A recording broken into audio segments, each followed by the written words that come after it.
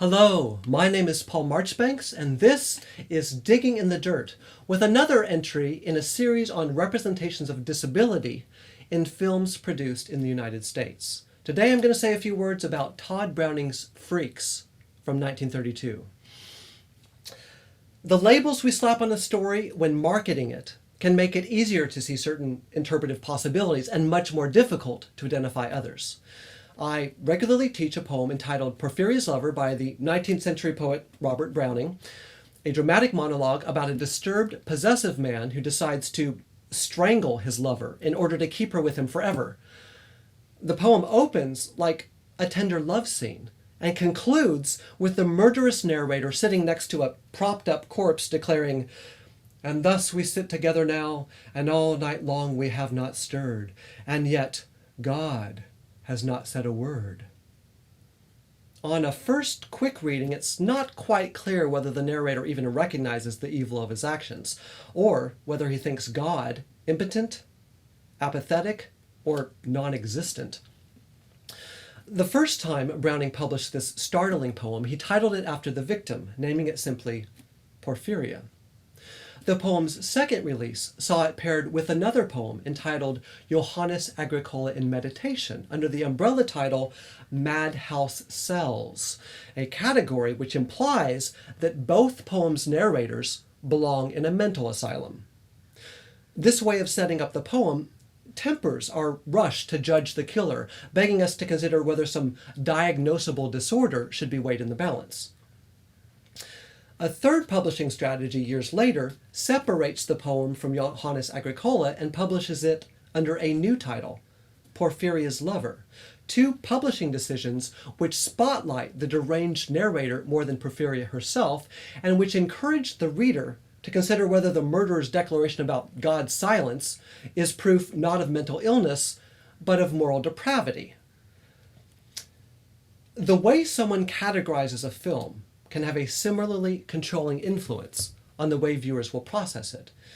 The very title of Freaks instantly categorizes this film as peculiar, its subjects as other, and its likely impact on the audience as unsettling. The provocative title most definitely will stoke outrage among those of us who think such a label demeaning and dehumanizing. Certainly such a word belongs in the distant past, buried alongside those carnival barkers who once used the word to draw curious patrons into sideshow tents. Learning that its director Todd Browning had just completed Universal's Dracula the previous year, and that Metro-Goldwyn-Mayer marketed Freaks as yet another horror film, will raise more than a few eyebrows. The thing is, classifying Freaks as horror, which most film websites still do to this day, builds certain expectations in an audience experience with the genre. We wait with bated breath for a hopefully newfangled variation on the familiar theme of murder and mayhem. We understand that whatever terror unfolds will have one or more culprits, and that these malefactors may not be easy to spot early in the film. Accordingly, we will spend much of our mental energy trying to trace clues, anticipating some inevitable catastrophic revelation. Horror films may appear, at first glance, to be a love story, a family drama, a sightseeing adventure, or maybe even a comedy, but we, because of the label, presumably know better. We wait, eagerly or anxiously, depending on our personality type, for bloodshed. And in Todd Browning's film, we immediately begin to wonder whether the so-called freaks of the film will be the victims or the perpetrators of such violence. 4.5 minutes into Freaks, two Frenchmen traipsing through the woods come upon a scene one of the men discovered earlier. An able-bodied and statuesque woman overseeing the gambols of 5 markedly unique carnival employees seeking rest and relaxation. These men walk straight up to the troupe of performers as they dance about the carnival's Thin Man, and in a matter of seconds voice 2 very different responses to the presence of such extraordinary bodies and minds.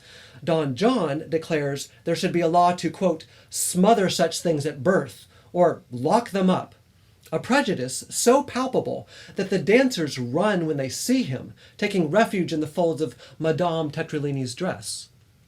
When she refers to those gathered around her as children, Don John counters by calling them monsters and awaits his companion's judgment. Monsieur Dubois, however, surprises any prejudiced viewers who have silently agreed with Don John's assessment when he smiles, nods, and declares the group welcome to remain right where they are. From the very beginning, then, this tale about the Rollo Brothers' American Acrobatic Extraordinary Traveling Carnival invites dissent and serious reflection by presenting 4 different conflicting perspectives on the disability in our midst. In corner 1 of our figurative boxing ring, we have the eugenicists, who can be traced back to such thinkers as Francis Galton. The theories of this Victorian polymath contributed to a process of sociological mapping by illuminating what Galton considered some of the more dangerous developmental pitfalls into which humanity had repeatedly fallen. Inspired by his earlier investigations into the mental peculiarities of different races, Galton's book, Hereditary Genius, first published in 1869, broadened his program of social dissection to encompass not only race, but gender and mental difference. He included only British males in his study, referring to women infrequently, usually as relatives or mistresses of the subjects under review, and renewed racist distinctions between the highest Caucasian and the lowest savage as he pursued his new central quest, the codification of what he considered desperately necessary, an intellectual hierarchy. Remembered today as the architect of the intelligence quotient, or IQ, Galton began with the common assumption that, quote, there can hardly be a surer evidence of the enormous difference between the intellectual capacity of men than the prodigious differences evidenced by university exam scores. Galton then travels along a path of loose suppositions to the conclusion that professional success after university can also be linked directly back to intellectual capacity. His condescending course of inference illustrates the pernicious predilection of many Victorians for what disability scholars David Mitchell and Sharon Snyder have christened taxonomic catalogues of deviancy, and what philosopher Michel Foucault once sarcastically called pathological fortunes. Unfortunately, this appetite for classification systems led Galton and others towards a problematic endgame with insidious implications for those with disabilities. The early eugenicist boldly hoped that both politicians and sociologists would heed his study's conclusions and begin to reverse that intellectual degradation of human nature produced by, quote, social agencies of an ordinary character whose influences are little suspected. In the preface to his second edition of Hereditary Genius, published in 1892, Galton proposes, and this is a long passage, so brace yourself, that, quote, the brute power of doing this by means of appropriate marriages or abstention from marriage undoubtedly exists, however much the circumstances of social life may hamper its employment. The great problem of the future betterment of the human race is, confessedly, at the present time, hardly advanced beyond the stage of academic interest. But thought and action move swiftly nowadays. The striking results of an evil inheritance have already forced themselves so far on the popular mind that indignation is freely expressed without any marks of disapproval from others at the yearly output by unfit parents of weakly children who are constitutionally incapable of growing up into serviceable citizens and who are a serious encumbrance to the nation. The questions about to be considered may unexpectedly acquire importance as falling within the sphere of practical politics. Yeah, just reading that aloud makes me want to throw up. Galton bypasses the dangers inherent in governmental control of procreation by casting as far more menacing the degraded state of a species whose self-awareness has not yet rescued it from what he calls an evil inheritance. This inheritance, physically and intellectually disabled children whom Galton considers chiefly as a drain on national resources, thus becomes a symbol of societal decline. The handicapped population metonymically standing in for a larger national affliction caused by its own existence. Galton's coldly mechanistic model is tempered by no admission of the interdependent nature of industry and commerce, the artist's reliance on heterogeneity and difference, or the qualitative character-building benefits often conferred on those who work with individuals with disabilities, let alone the value of these individuals themselves as humans with the same inherent rights as everyone else. The economy he envisions would regard the disabled mind or body as useless, and the individual unable to deliver a certain quantifiable product or service as disposable. This is the opinion inherited by Don John and a few other more central characters in the movie Freaks, an opinion disseminated with much broader and more tragic consequences by Hitler's Germany. The year after the film's release, the Nazi government passed the Law for the Prevention of Progeny with Hereditary Diseases, and eventually began sterilizing and then secretly eliminating individuals with disabilities, using poison gas.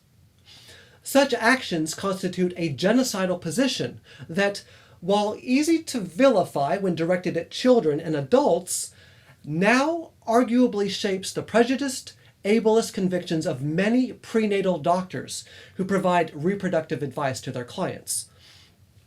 As a number of disability scholars have pointed out, eugenic principles have now woven themselves into the very fabric of modern life.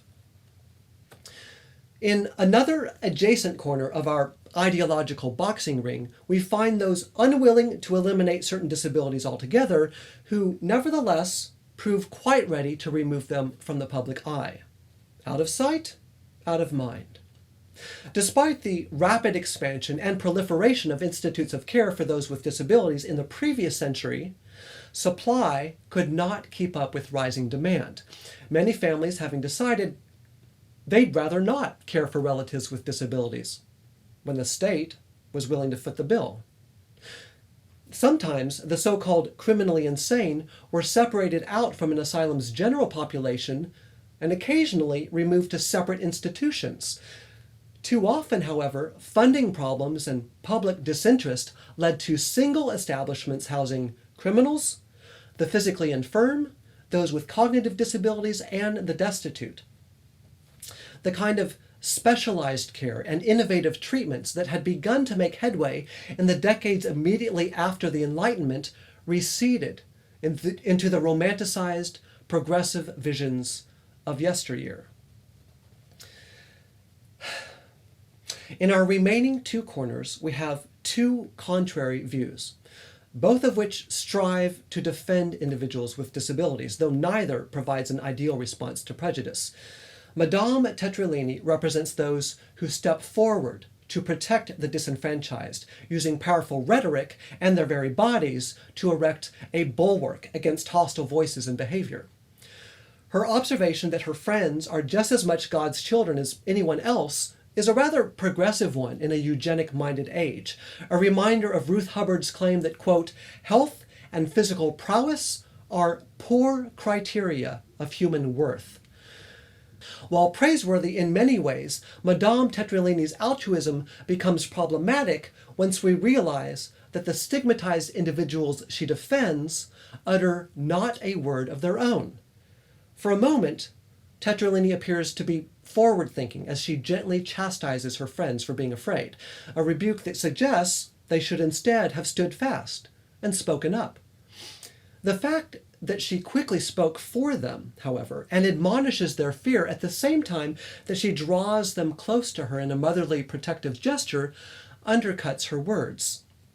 Love covers over a multitude of mixed messages, apparently.